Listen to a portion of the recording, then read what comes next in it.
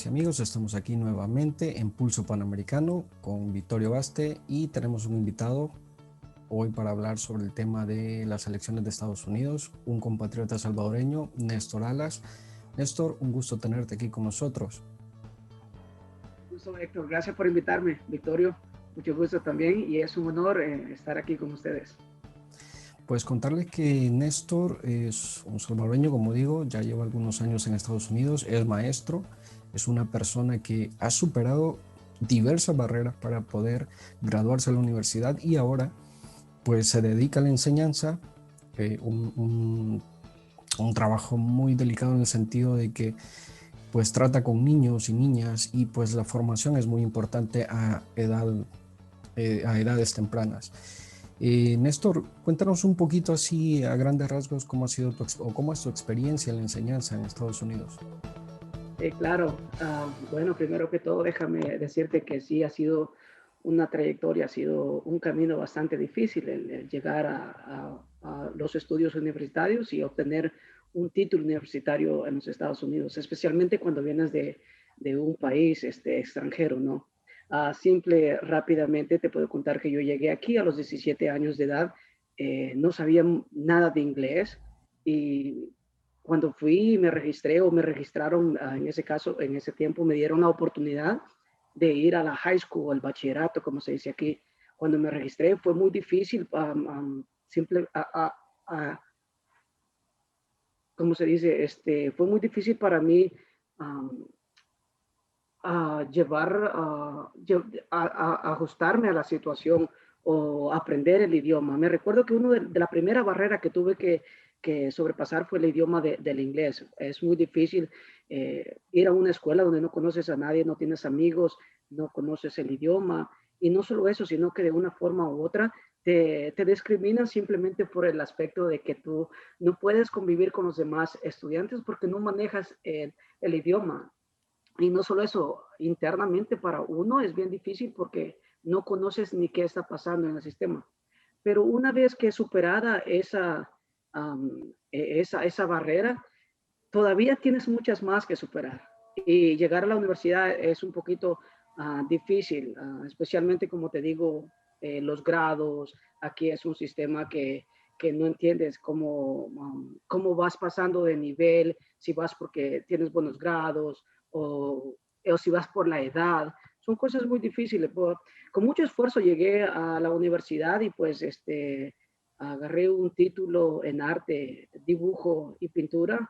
Después de eso, claro, hubo algo de mí que me llenó muchísimo de alegría y emociones cuando encontré un trabajo de asistente de maestro. Yo dije que eso para mí iba a ser lo que yo quería hacer, ser maestro. Y ahora pues en día ejerzo tercer grado y como tú lo mencionaste, es una carrera y una labor, pero más personal, es como es el llamado que tú tienes a hacer el cambio en la vida de un niño. Y hoy en los Estados Unidos es muy importante saber que tú como persona, como líder, como educador, como docente, puedes cambiar la vida de un niño, especialmente si ese niño, tú tienes una relación, en ese caso como latinos, con esos niños, y es un trabajo que lo hace uno de corazón, tratar de salir, de sacar ellos adelante.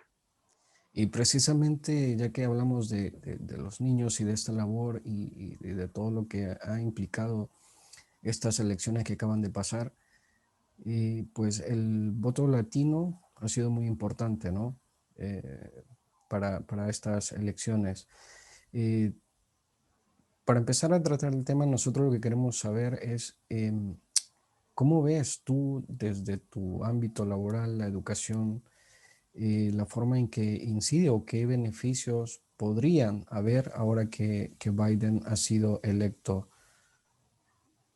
Sí, mira, es muy importante tocar esos temas de educación, especialmente porque en lo que propuso Biden hacia la educación, dijo en su propuesta, él tiene muchas cosas positivas en la educación. Por ejemplo, aquí en los Estados Unidos había una controversia de qué años los niños podrían ir a la escuela.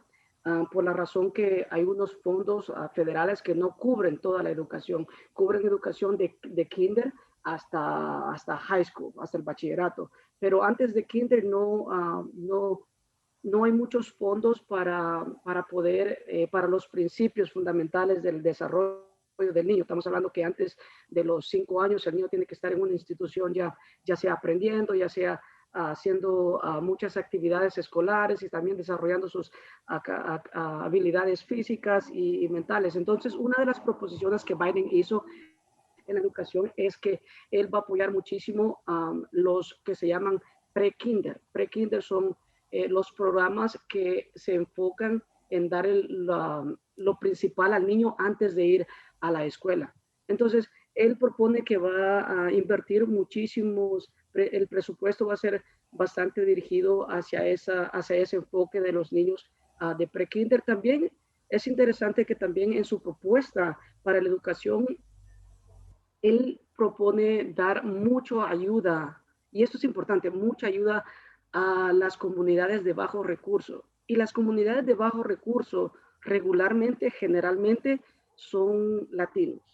Entonces, él propone más ayuda, por ejemplo, a los maestros, más soporte académico a los maestros para que se preparen, también más soporte a las escuelas, tener enfermeras, tener a psicólogas, porque déjame decirte que aquí hay diferentes estatus. El gobierno da presupuesto federal a las escuelas dependiendo en las áreas donde están, pero hay unos de estos presupuestos que tienen que ser utilizados específicamente en ciertas áreas. Por ejemplo, hay un presupuesto específicamente para los maestros, hay un presupuesto específicamente para el desarrollo de la escuela, en este caso, si los niños necesitan, como te mencioné, enfermeros, psicólogos, estos presupuestos están dedicados simplemente para esto. Y en los últimos años, sí se ha dado presupuesto, pero ha sido siempre limitado. Biden propone dar presupuesto lo suficiente para que estas comunidades puedan sobresalir en el ámbito educativo. Y uno más en términos de educación, y esto tiene que ver ya con lo más con los dreamers, con los soñadores, ¿no?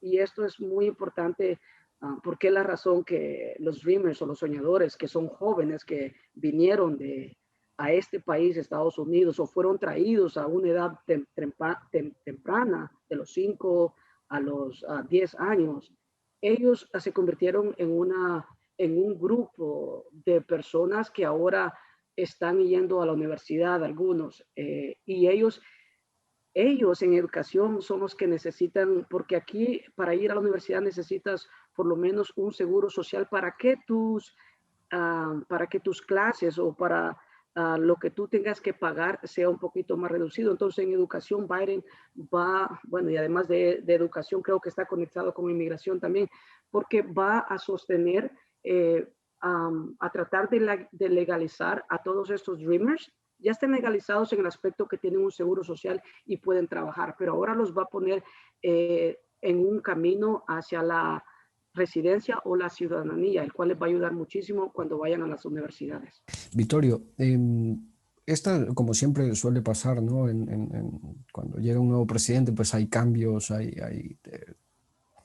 veces los trabajos que hizo el presidente anterior, pues se hacen a un lado y se empieza una nueva etapa, nuevos proyectos. ¿Cómo ves tú el hecho de que Biden haya ganado? ¿Tú crees que esto realmente va a beneficiar a la comunidad latinoamericana en Estados Unidos? ¿O va a pasar como el periodo de Barack Obama, que en teoría sí hubo cierto apoyo, pero no tanto como el que se esperaba?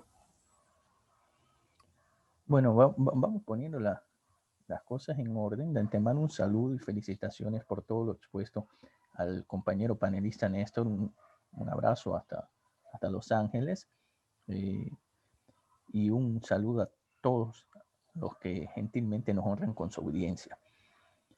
Yo no soy tan pesimista porque ya hace 4 años quien habla se confiesa en público que tuvo un susto por todo lo que mediáticamente eh, nos había vendido la imagen de Donald Trump.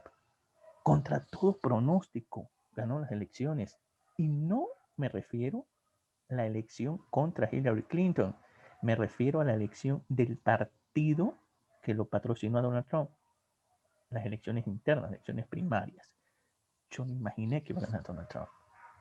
Después, con el discurso que él hizo, muy agresivo, decir yo soy capaz de meter la mano en los genitales femeninos y aún así ustedes votan por mí. Yo soy capaz de salir al balcón y con un arma amenazarlos y votan por mí. Carambas, y se dio lo que se dio. Se habló de incluso de una posible tercera guerra mundial cuando él atacaba a Norcorea. Se hablaba de Irán y de tantas cosas. Afortunadamente no pasó. Hoy se dice que el presidente electo, que seguramente el 14 de diciembre el colegio electoral se reúne, el lunes 14 de diciembre, estamos muy poco, a poco menos de un mes, va a proclamarlo oficialmente presidente electo de la nación más poderosa del mundo. Y seguramente va a gobernar a partir del 20 de enero, si no pasa nada adverso. Yo creo que no va a pasar nada fuera de lo común. Estados Unidos, una de las democracias más sólidas que existe en el planeta, y todos los trabajos en pro del servicio para los estadounidenses y para la geopolítica internacional seguramente se van a mantener. Estados Unidos tiene políticas de Estado. No estamos hablando de países bananeros latinoamericanos donde cada menos de 4 años, ejemplo, los hemos tenido esta semana en Sudamérica, se cambian 2, 3 gobiernos en un periodo presidencial. Lo que hizo Héctor llega a Vittorio y lo cambia de un plumazo, sin pensar las consecuencias económicas, sociales. Eso no existe en Estados Unidos, afortunadamente. Pero sí, realmente hay políticas que, por ejemplo, la política exterior, que eso casi siempre, sean republicanos o sean demócratas, casi siempre van por el mismo rumbo, ¿no? Pero a nivel interno, y esto quizás nos puede apoyar en esto, a nivel interno, ¿tú cómo ves? O sea, habría, si acabas de mencionar un beneficio, por decirlo de alguna manera, una buena idea respecto a la educación. Pero tú cómo ves desde tu experiencia personal y ya en términos más generales, no solo desde el punto de vista educacional, sino que ya más general, ¿tú cómo ves? Ah, ¿Tú ves con recelo alguna decisión que pueda tomar Biden? Y te lo pregunto porque, por ejemplo, en el periodo de Obama, las deportaciones fueron masivas, no se detuvieron, las deportaciones de latinoamericanos. A Trump se le acusó que iba, y bueno, pues era el discurso que él mantenía, ¿no? Pero Barack Obama expulsó mucha gente. Entonces, ¿tú cómo ves? ¿Biden seguirá esta política? Primero que todo, quiero algo bien interesante que mencionó Victorio. Sí, es cierto, es bien increíble el de cómo fue posible que Donald Trump pudo haber ganado las internas en su partido, después de eso ser presidente de Estados Unidos. Fíjate que es interesante porque hace tiempos atrás yo no les daba mucho seguimiento a estos temas, pero una vez desde que empezó este personaje de Donald Trump a tirarse para la candidatura y después de eso la propaganda que hizo, la campaña que estuvo haciendo, es bien interesante saber las estrategias que él puso para salir adelante y cómo la gente de su propio partido lo apoyó para que fuera el candidato a correr frente a Hillary Clinton, ¿no? Y yo creo que eso fue basado a las emociones de decir, bueno, necesitamos a alguien en realidad que Obama ya había sido el primer presidente afroamericano que había tenido, o sea, hizo historia completamente. Y así como Obama hizo historia, también así tendrían que radicalmente cambiar el pensamiento rápidamente y poner una persona tal vez con un poquito más de, bueno, para ser honesto, un poquito de controversia de alguna manera, pero que cambiara radicalmente de la manera como los republicanos venían eligiendo a sus candidatos. Y yo creo que Donald Trump uh, parecía que Donald Trump cabía en esa posibilidad que andaban buscando los republicanos. Y bueno, y la razón que ganó las internas porque lo apoyaron, muchísimos de ellos creían que él iba a hacer el cambio. Ahora, la diferencia, después de estos 4 años, ¿no? Es cuando tú ves una mesa sucia, ¿no? Cuando ves una mesa sucia, tú le pones la mano y rapidito vienes y limpias. Y con una media, tal vez una media pasada que le des, ya ves que ya hiciste el cambio. Entonces, ahorita mismo, ¿cómo está la situación en estos 4 años? La situación se vive un poquito tensa por muchas cosas que fueron, Donald Trump, por cierto, y esto lo dicen las encuestas, ha sido uno de los nominados, uno de los peores presidentes que ha tenido Estados Unidos en la historia, y eso no le digo dos, sino que lo dicen las encuestas. Entonces, hay muchos errores que él ha cometido, que los que podemos desglosar, parte por parte, pero generalmente creo que con un poquito que Biden haga, se va a notar. No tiene que ser grandes cambios masivos, pero se va a notar. Ahora, una de las en términos generales, que puede cambiar es el manejo de la pandemia. Y eso yo creo que de eso se basó Biden en su campaña para obtener votos, el controlamiento de la pandemia. Y yo creo que cualquier cosa que Biden haga en este momento va a ser mucho más mejor que tal vez las cosas que estuvo haciendo Donald Trump en estos 4 años. Yo comparto las declaraciones de Néstor en el sentido que internacionalmente, yo no he tenido la fortuna de estar en Estados Unidos los últimos 4 años, pero conozco muy de cerca a Estados Unidos y estoy seguro que muchos estados, en Estados Unidos no hubo una elección, hubo 50 elecciones, son 50 estados. En Biden o Trump o el gobierno que sea ofrece algo en campaña y se toman las decisiones de manera distinta dependiendo en qué estado están. Son 50 estados, repito. Yo soy optimista porque a propósito del tema de la pandemia no fue muy manejada por Donald Trump. Es una incógnita cómo lo va a hacer Biden, con una tendencia a que va a desaparecer. Se piensa que en Estados Unidos, la mayor potencia mundial, en el mes de abril, máximo mayo, a lo mejor la tengan relativamente solucionada. A Biden quizás no le va a tocar gobernar con una pandemia. Eso es una incógnita, pero lo hizo no tan bien Donald Trump. También no cumplió el ofrecimiento de hacer el muro en la frontera. Siguieron los insultos contra los mexicanos. Mexicanos es todo latinoamericano, todo hispanohablante, incluidos los brasileños, latinoamericanos. No lo cumplió. Fuera que ya estaba hecho algunos kilómetros, algunas millas. Él hizo unas poquitas, no le dieron el permiso para terminar todo, no le alcanzó el tiempo, otro ofrecimiento que no cumplió. Y así se suman muchas cosas. Dicen que Biden es comunista, yo no lo creo. Fue vicepresidente, para los que están confundidos, fue vicepresidente en los anales de la historia ayer, en el periodo del señor Barack Obama, a mi juicio, uno de los mejores presidentes. 8 años, 2 elecciones ganadas, algo de saber de política, tiene un título académico que Donald Trump no lo tiene experiencia en política, tiene 40 años en política, ha intentado ser presidente varias veces, no ha llegado a las elecciones porque no ha ganado la elección primaria. En Estados Unidos se maneja de otra forma.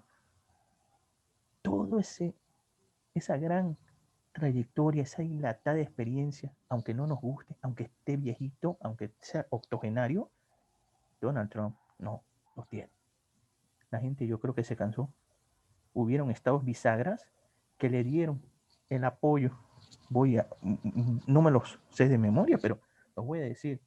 Georgia, 16 votos electorales, ganó con un promedio muy mínimo, pero ganó en Georgia, ganó en Pensilvania, con una diferencia de 50,000 votos. No hay indicios, no hay indicios. El más remoto no existe. de fraude. No hay. 49.7% contra 49.2%. Apenas 50,000 votos. La misma diferencia con la que él ganó hace 4 años. Pensilvania, New Jersey, otro estado densamente poblado. 14 votos electorales. Una paliza del Partido Demócrata. Casi el 61%. Las cuentas están claras. Yo no creo que se equivoque el sistema electoral, que es el más perfecto del planeta, con un 61% en Georgia. Nueva York, 29, uno de los más densos, pobladamente hablando. 29 votos electorales, 55%. No hay margen de error. Michigan, 16 votos electorales. Vamos sumando. Ganó con un 50%, 48 para el partido de Donald Trump. Illinois, 55%. Barack Obama tiene una muy buena influencia en el estado de Illinois, fue gobernador de Illinois. Wisconsin, apenas 20,000 votos. No pudo mantener Wisconsin, Mr. Trump. Ahí está la diferencia, no lo digo yo. Son estados que en el 2016, como Wisconsin, Pensilvania, Georgia y Arizona, fueron en el 2016, fueron republicanos y lo ganó Donald Trump, aún insultando, aún denigrando. Cuando él gana, todo está bien. Sería la primera vez en 200 años de procesos electorales que un presidente no reconozca su derrota, mejor dicho, bueno, no un presidente, un candidato, sea presidente en funciones o no, no lo reconozca, y también pasaría a la historia por ser uno de los procesos democráticos electorales con más índice de votantes en las urnas. En Estados Unidos, afortunadamente, no te obligan a votar, es optativo y se celebran las elecciones para que mis amigos en América Latina y en el resto del mundo lo sepan. El martes posterior al primer lunes del mes de noviembre. No es un domingo como en nosotros, en nuestros países. Y no es obligación como en mi país natal, por ejemplo. La gente votó masivamente, más de 150 millones de votantes, a saber cuántos millones fueron latinoamericanos. Algunos votaron por Trump. ¿Son excelentes o son malos? No, tienen su derecho. Otros votaron por Biden. El presidente Donald Trump asume que esa gente es negativa con cualquier adjetivo. Yo no lo creo. Simplemente, ahora votaron por un cambio. Hace 4 años dijo, voy a hacer más grande a Estados Unidos otra vez.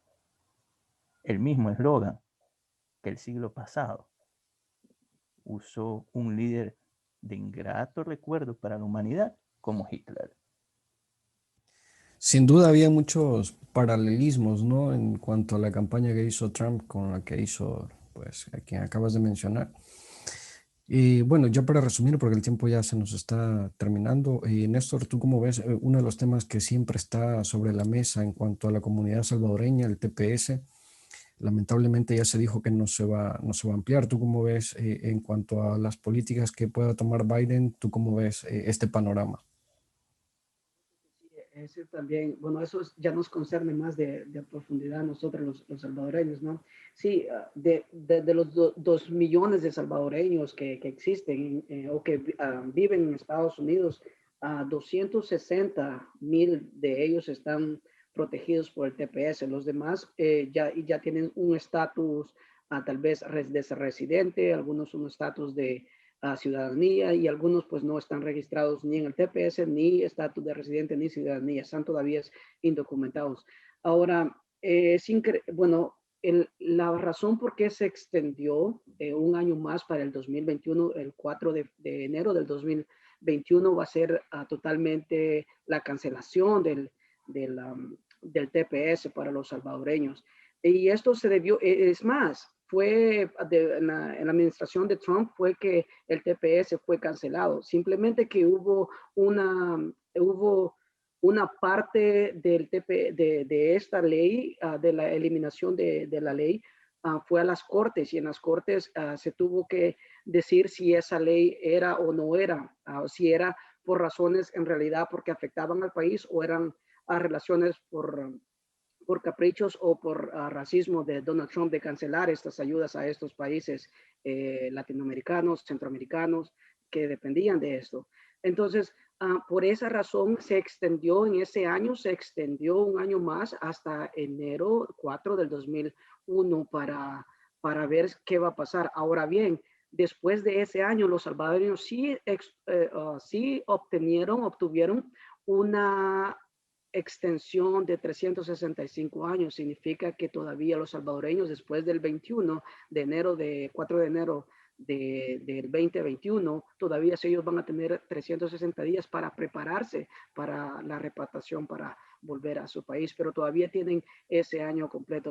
Definitivamente Biden tiene que trabajar de alguna manera, o tal vez en este caso el gobierno salvadoreño tiene que de una manera buscar una solución para esos 260,000 salvadoreños bajo la protección del TPS. Yo creo que Biden, con su experiencia, como lo dijo Victorio, con su experiencia de políticas externas, yo creo que puede llegar a un acuerdo con nuestros líderes de El Salvador y tal vez encaminarlos a estos 260,000 salvadoreños a un camino, tal vez a una residencia o tal vez a una ciudadanía en el futuro.